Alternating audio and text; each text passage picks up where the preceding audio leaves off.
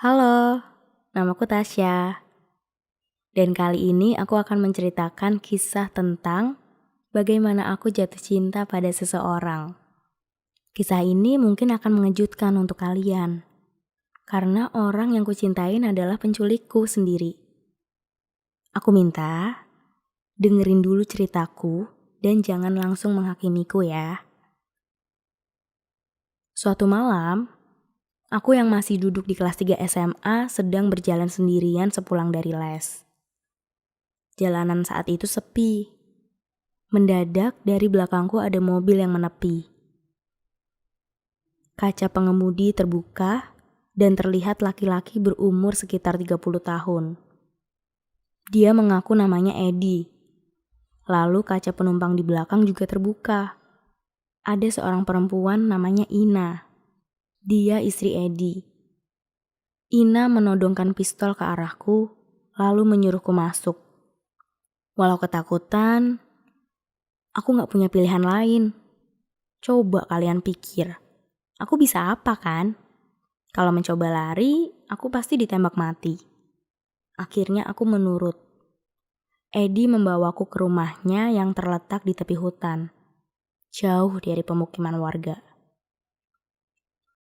Rumah Edi dan Ina sangat sulit dijangkau, sehingga saat orang tuaku melaporkan hilangnya aku, polisi pun tidak bisa menemukan keberadaan kami. Saat itu aku sangat takut, karena merasa gak akan pernah bisa pulang dan bertemu kedua orang tuaku lagi. Sesampainya di rumah mereka, Edi membawaku ke sebuah gedung di mana dia memperlihatkan sebuah kotak yang berukuran hanya sedikit lebih besar dari peti mati. Di mana cuma ada sedikit lubang sebagai ventilasi, lalu dia memaksaku masuk ke sana. Setelahnya, selama sekitar 2 tahun aku menghabiskan hari-hariku di dalam kotak kecil yang gelap itu selama 20 jam sehari. Di hari-hari pertama aku selalu berteriak meminta tolong. Tapi setelah beberapa lama, aku sadar kalau itu percuma. Dan menyerah. Pelan-pelan kewarasanku mulai hilang. Sedangkan di sisa 4 jamnya, Edi dan Ina memaksaku melewati berbagai macam siksaan. Kadang aku dipukuli, kadang aku diperlakukan seperti anjing, leherku dirantai, dan aku dipaksa makan di tempat makan anjing sambil merangkak di lantai. Kadang Edi duduk di punggungku saat aku sedang makan lalu berkata, "Sebentar lagi kami akan menjualmu sebagai budak seks." Sejujurnya aku menanti hal itu tiba. Karena saat itu setidaknya hidupku akan lebih baik daripada tinggal selama 20 jam dalam kotak sempit. Saat tidak memintaku bertingkah seperti anjing, setelah mengeluarkanku dari kotak, Edi akan menodaiku. Kalian pasti tahu apa yang aku maksud.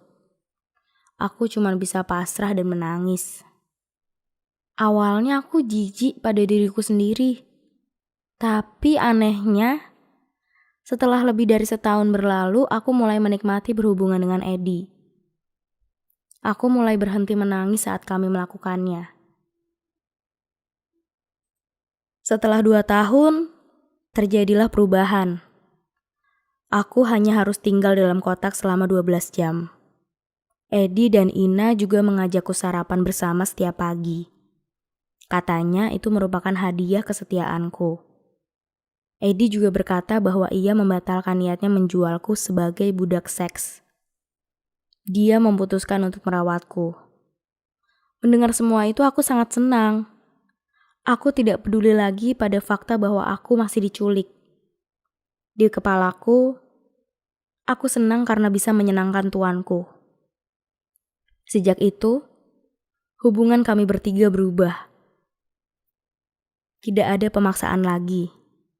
Setelah 12 jam di luar, aku akan secara sukarela masuk lagi ke petiku.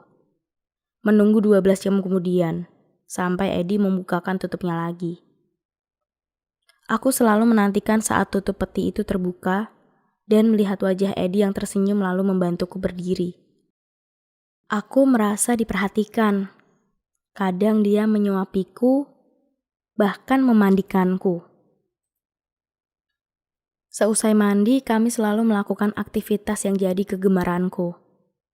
Edi membawaku ke kamar tamu, memelukku mesra dari belakang lalu menciumku. Aku semakin menikmati berhubungan dengan Edi. Oh, aku lupa memberitahu pada kalian bahwa Edi adalah laki-laki pertama yang berhubungan badan denganku. Makanya, hubungan kami terasa spesial. Suatu hari, Edi memberiku sepucuk pistol padaku. Dia memintaku memasukkan pistol itu ke mulutku, lalu menarik pelatuknya. Awalnya aku kebingungan. Buat apa? Kamu mau membunuhku? Tanyaku. Edi hanya menjawab pelan. Terserah kamu mau menarik pelatuknya atau tidak. Aku terdiam sejenak lalu memasukkan pistol itu ke mulutku.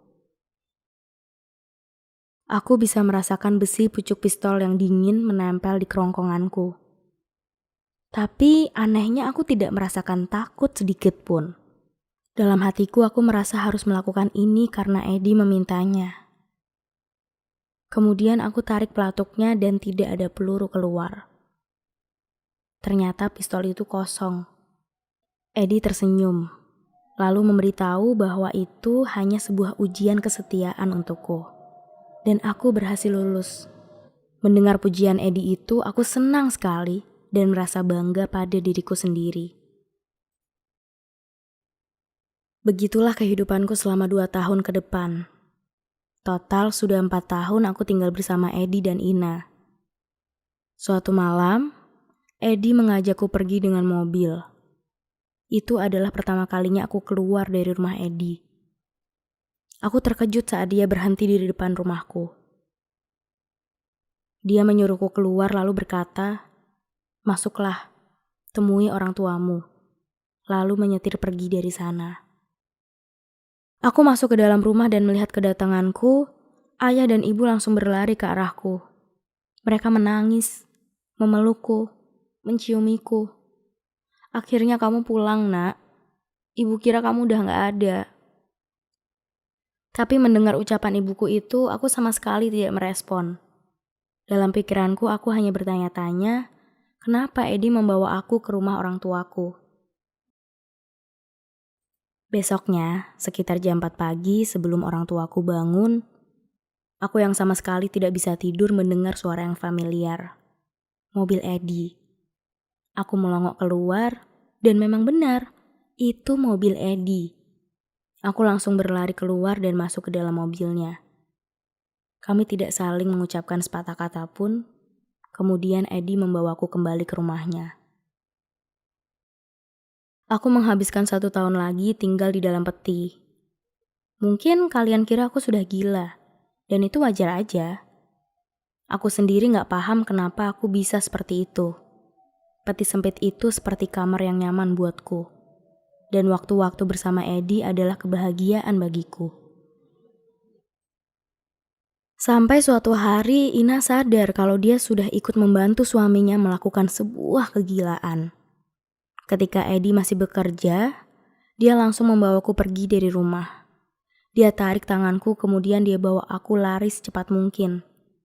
Entah kenapa, aku merasa saat itu bakal jadi terakhir kali aku menginjakan kaki di rumah itu. Jadi, tanpa sepengetahuan Ina aku mengambil sebuah foto Edi yang tergeletak di meja. Ina membawaku ke kantor polisi, di mana dia mengakui semua perbuatannya dan Edi. Setelahnya, orang tuaku menjemputku lalu membawaku pulang. Pulang? Aku gak tahu apa itu kata yang tepat. Aku gak lagi merasa di rumah.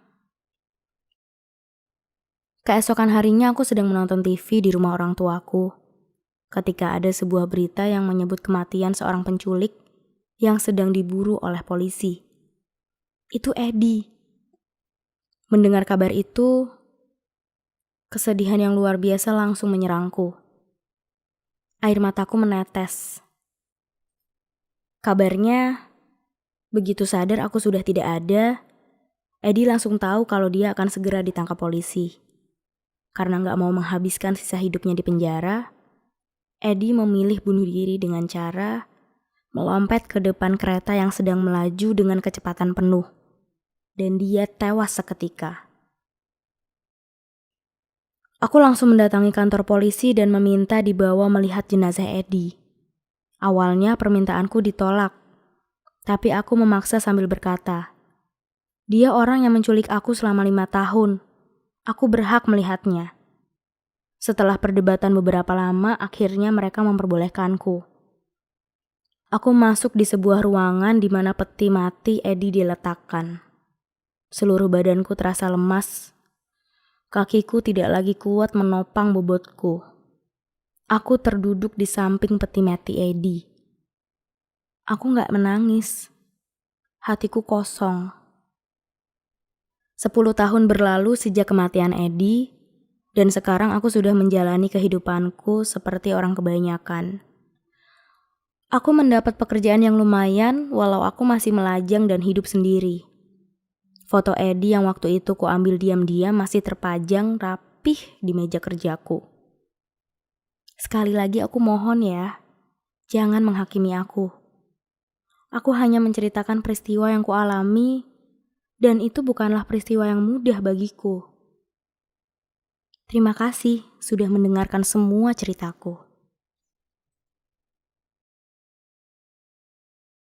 Thanks for watching.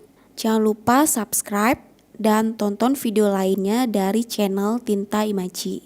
So, thank you so much bagi kalian yang selalu dukung channel aku. Bye-bye.